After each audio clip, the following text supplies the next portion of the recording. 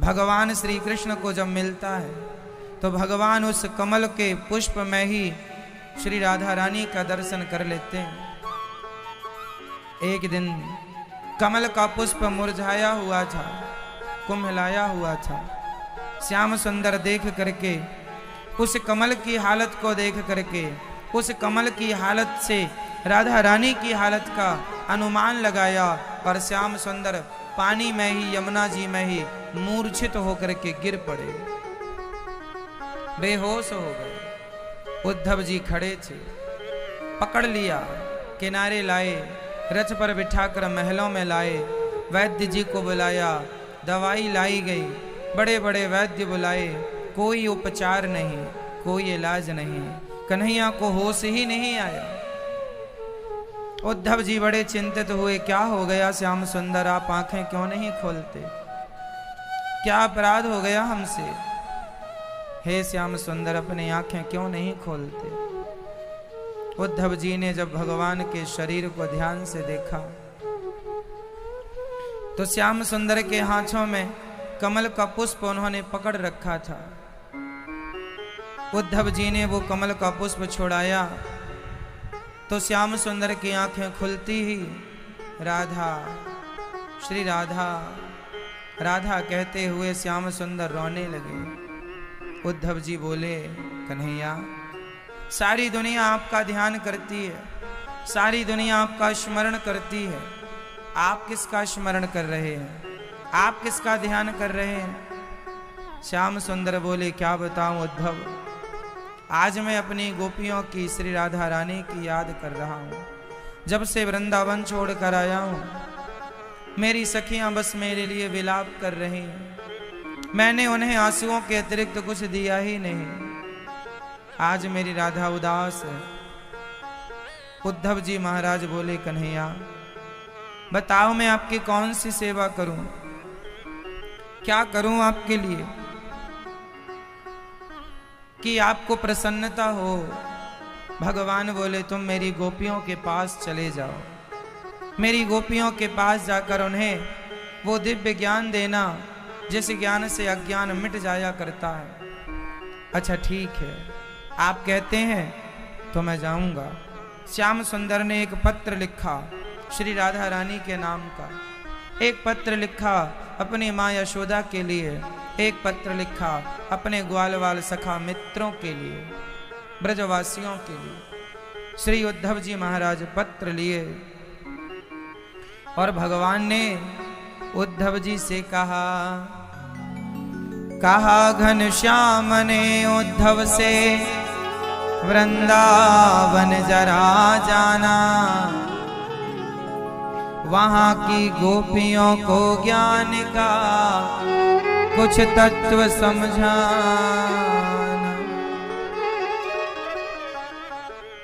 विरह की वेदना में वे सदा बेचैन रहती हैं,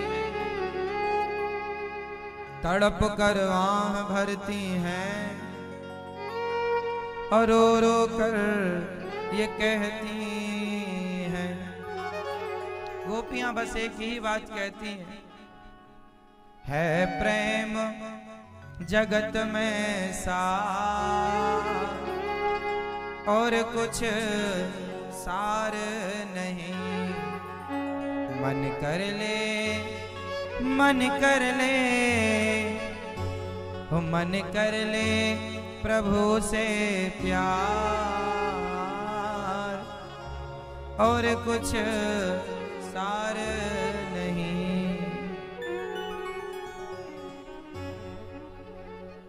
उद्धव जी बोले, अच्छा मैं जाता हूं वृंदावन। श्याम सुंदर रो रहे हैं, धन्य है ये गोपियां, सारी दुनिया भगवान के लिए रोती है, सारी दुनिया भगवान को प्राप्त करना चाहती है, पर धन्य है ये गोपांगनाएं, धन्य है ये गोपियां जिनके लिए स्वयं भगवान रोते हैं। जब भक्त भगवान के लिए रोता है ना, तो भगवान भी कृपा करके अपने भक्त के लिए रोते हैं। बस कोई सच्चा भक्त भगवान से सच्चा प्रेम करे तो सही। भगवान के चरणों में समर्पण करे तो सही। गोपियां कृष्ण के अतिरिक्त कोई चर्चा ना करती, कोई बात ना सुनती, कोई बात ना कहती, केवल प्रेम में डूबी रहती, आपस में बैठ जाती और आपस की सखियों से बात करती। अरे सखी, जानती हो आज मुझे सपने में कृष्ण का दर्शन हुआ है। दूसरी सखी बोली, अच्छा तू ही बता, क्या देखा है तूने सपने में? तो दूसरी सखी बोलती, आज मैंने श्याम सुंदर को देखा है। उसकी आंखें बड़ी सुंदर थी, उनके गाल, उनके मुस्कान बड़ी सुंदर थी, बालों पर सुंदर सा मोर का पंख बंधा हुआ था। वो मेरे घर आए,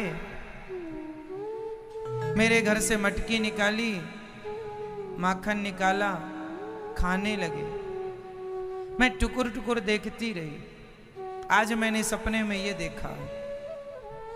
दूसरी सखी से कहा, तुमने क्या देखा है? सारी सखियों ने अपना अपना आज का स्वप्न सुनाया।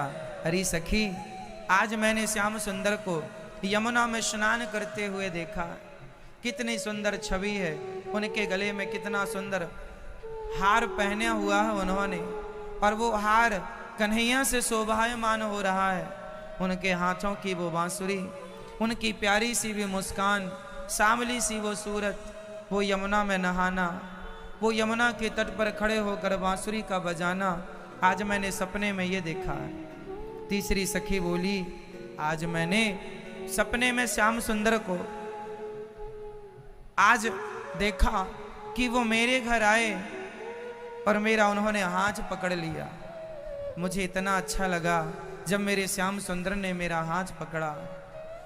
तभी मैंने कहा, कन्हैया, हाथ तो तुमने पकड़ लिया है, अब हाथ ना छोड़ने का वादा करो कि तुम कभी मेरा हाथ नहीं छोड़ोगे। अभी मैं वादा वचन ले ही रही थी कि मेरी आंख खुल गई। सखी, एक सखी बोली, श्याम सुंदर को आज मैंने सपने में देखा है। आज वो गाय चराने गए,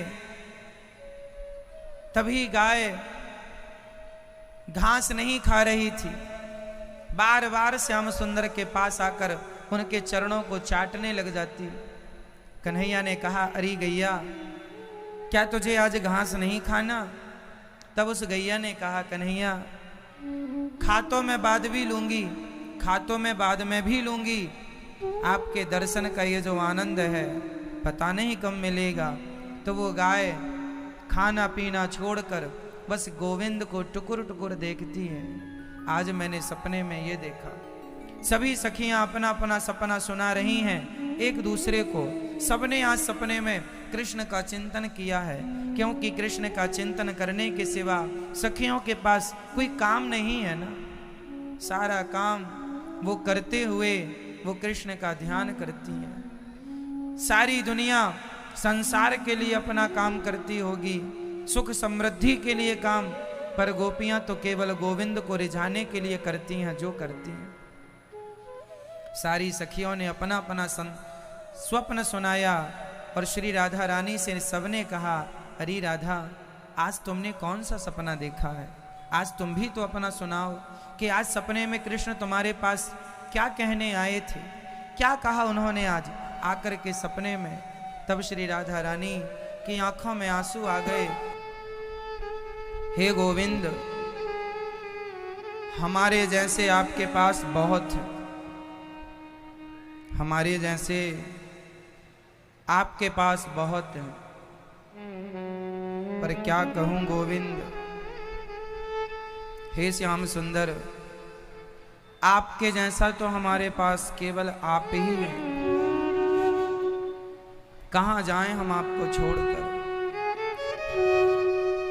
केवल कृष्ण की चर्चा कर करके गोपियां रोती हैं। हे नाथ, कब आओगे? कब अपना दर्शन देकर हमें कृतार्थ करोगे? हे नाथ, हमें छोड़ कर ना जाओ। राधा रानी की हालत तो ऐसी है कि प्राण निकलना तो चाहते हैं, पर निकलते ही नहीं। क्यों नहीं निकलते? क्योंकि कहा है ना कि 2 दिन में आऊंगा। यदि मैं मर गई और उसी क्षण कृष्ण आए फिर, इसलिए जी रही हूं। किसके लिए? श्याम सुंदर के लिए। जीना भी भगवान के लिए। जब हनुमान जी लंका से राम जी के पास गए, माता सीता का संदेशा लेकर, तो राम जी ने पूछा हनुमान जी से, हनुमान जी बताओ लंका में सीता जी जिंदा हैं या प्राण निकल चुके हैं? हनुमान जी बोले प्रभु ऐसा क्यों कह रहे हैं? जी रही हैं वो, प्राण नहीं निकले। क्यों कह रहे हैं? राम जी बोले हनुमान जी मैंने सीता को कहा था कि अयोध्या में ही रहो, वनवास ना जाओ। तब माता सीता ने कहा था कि हे रघुनंदन, यदि मैं आपके संग वनवास नहीं गई ना तो मैं मर जाऊंगी। राम जी कहते हैं जो सीता मेरे बिना अयोध्या में मर रही थी कि मैं नहीं ले जाऊंगा वनवास तो अकेली मर जाएगी मेरे वियोग में, जो सीता अयोध्या में मेरे बिना मरने का कह रही थी, वो लंका में मेरे बिना जीती कैसे है? कैसे जीवित है? जो अयोध्या में मेरे बिना ना जी सकी, ना जी सकने का वचन दिया, वो लंका में कैसे जीवित है? तब हनुमान जी ने कहा प्रभु जीवित होने का एक कारण है। क्या कारण है? हनुमान जी ने कहा नाम पाहरू दिवस निसी ध्यान तुम्हार कपाट, लोचन निज पद जंत्रित जाय प्राण के बार। कहां से निकले प्राण? आपका नाम जप रही हैं तो नाम ही पहरा बन करके पहरेदारी कर रहा है। आपका ध्यान में ऐसी खोई है मां जानकी के दरवाजा बन करके बंद है। अब प्राण निकलने की कोशिश तो करते हैं राघव, पर निकलने की जगह ही नहीं मिलती। सारे द्वार बंद हैं। खुद के चरणों को देख रही हैं, क्योंकि माता जानकी के जो चरणों में निशान हैं, शंख चक्र पद्म गदा और मत्स्य ध्वजा इत्यादि जो माता सीता के दाहिने पांव में जो चरण चिन्ह हैं, वही राम जी के बाएं पांव में है। और जो राम जी के बाएं पांव में चरण चिन्ह है, वही माता सीता के दाहिने पांव में। जो राम जी के दाहिने पांव में है, वही चरण चिन्ह माता सीता के बाएं पांव में है। तो सीता जी अपने चरणों को देख रही हैं, मानो ये सोचकर कि मेरे चरणों में जो चिन्ह है वही राम जी के चरणों में है, बस जो मेरे दाहिने पांव में है वो राम जी के बाएं पांव में। तो अपना दाहिना पांव जब देखती हैं तो अपने दाहिने पांव से वो राम जी के बाएं पांव का दर्शन करती हैं, और अपने बाएं पांव से राम जी के दाहिने पांव का। लोचन निज पद जंत्रित, खुद के चरणों में ही उनके नयन टिके हुए हैं। अब प्राण जाएं तो जाएं कहां से? बस ऐसी गोपियों की स्थिति है, प्राण जाएं कहां से? प्राण निकल ही नहीं रहे हैं।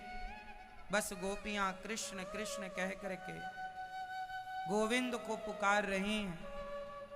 तभी उद्धव जी महाराज जब वृंदावन आए,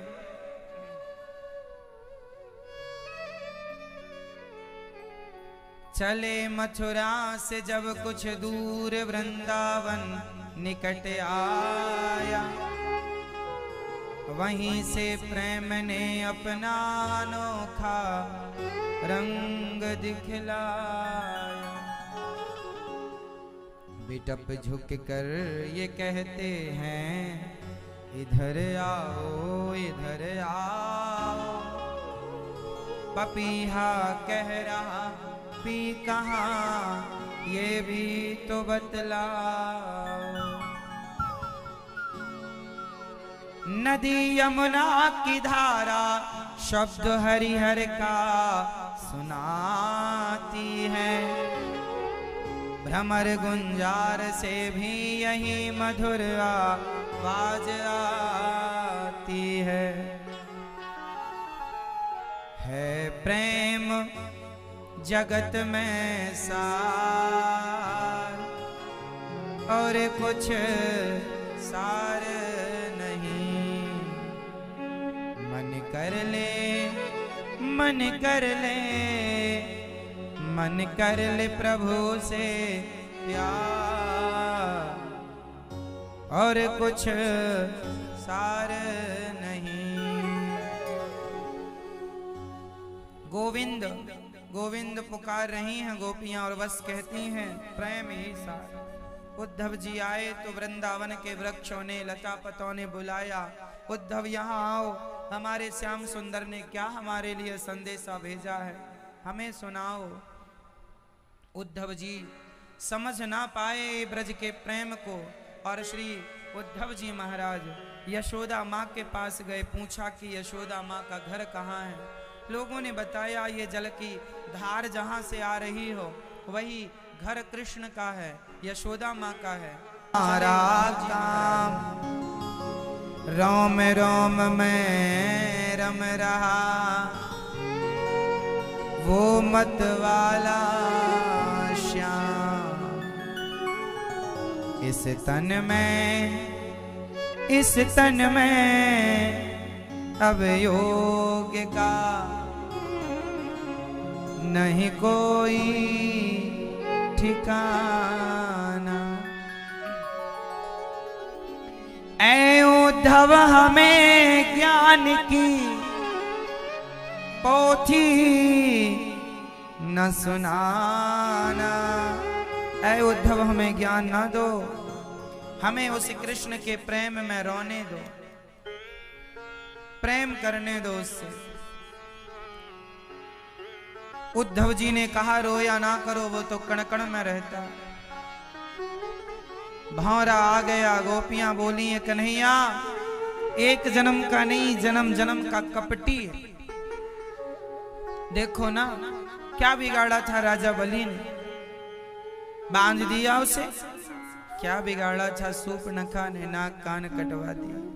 क्या बिगाड़ा हमने, हमें छोड़कर चला गया। जब गोपियां से प्रेम की गालियां देने लगी, उद्धव जी समझ गए कि मेरा ज्ञान इनके प्रेम के आगे शून्य है। ज्ञान का कोई अर्थ नहीं प्रेम के आगे। प्रेम श्रेष्ठ है, ज्ञान नहीं।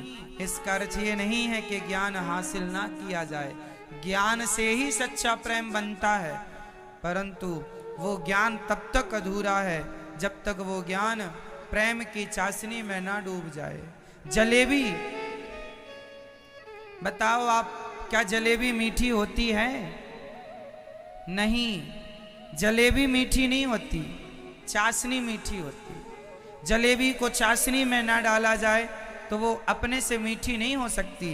ज्ञान है जलेबी और प्रेम है, भक्ति है चाशनी। ज्ञान जब तक भक्ति की चाशनी में ना डूबे तब तक ग्रहण करने योग्य नहीं है। जलेबी जब तक चाशनी में ना डूबे तब तक खाने योग्य नहीं। तो ज्ञान व्यर्थ है यदि प्रेम की चाशनी में नहीं डूबा तो। इसलिए ज्ञान से श्रेष्ठ प्रेम होता है। गोपियां आपस में कहने लगीं अब जीने का कोई अर्थ नहीं, आओ अब हम सब मर जाती हैं। गोपियों से उद्धव जी ने कहा क्यों मर रही हो, मरना क्या समस्या का समाधान है? तो गोपियों ने कहा अब जीना भी तो समाधान नहीं है, कितना जिए गोविंद के लिए। क्यों जिए गोविंद? कह के गए थे 2 दिन में आऊंगा, अभी तक नहीं आए। आना नहीं था तो क्यों कहा कि आऊंगा? भगवान मथुरा में ही तो थे। कोई बहुत दूर थोड़ी है वृंदावन से मथुरा, पास में ही है, बहुत दूर नहीं है। हाँ, कभी आ जाते मिलने, कहा था 2 दिन में आऊंगा, तो क्यों नहीं आए? भगवान वृंदावन इसलिए नहीं आए, उनकी मजबूरी थी। उनके दुश्मन का नाम था जरासंध। यदि वो वृंदावन आते तो उसे जरासंध को पता चल जाता कि कृष्ण की कमजोरी गोपियां हैं, फिर वो हमला कृष्ण पर नहीं उनकी गोपियों पर करता। इसलिए भगवान ने दूरी बनाई कि मेरी गोपियां सुरक्षित रहें, इसलिए नहीं